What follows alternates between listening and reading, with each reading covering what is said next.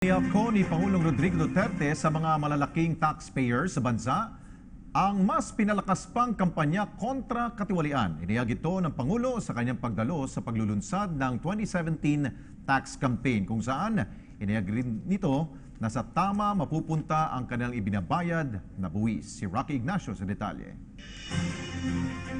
Tiniyak ni Pangulong Rodrigo Duterte sa mga malalaking taxpayers na mapupunta sa tama ang kanilang ibinabayad na buwis. Sinabi ito ng Pangulo sa paglulunsad ng 2017 tax campaign sa ilalim ng Large Taxpayer Service o LTS sa ilalim ng Bureau of Internal Revenue. Kinilala ni Pangulong Rodrigo Duterte ang malalaking korporasyon na naging katuwang ng pamahalaan sa pamamagitan ng pagbabayad ng tamang buwis. Basta kung ano yung binayad ninyo, accurate and correct on-time collection and the spending will be there for you to see. If you want the expenses of the day for any department or program of work, right after the news, I will ask them to kung ano yung mga kontrata na binibigyan. And yung mga, there's a lot of bidding in coming months. Kayong mga walang equipments at wala kayong kapital, huwag na lang kayong sumali o magkurpo ka na ng ibang tao kasi ang gusto mo ang papel lang eh. Ganon yan.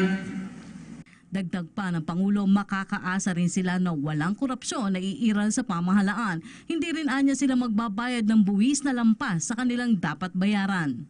I have said, willing to rot in jail for my country.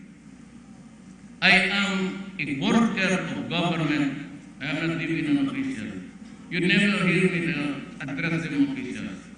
I would just say, we are all workers of government. And I work for the people. Period tayo.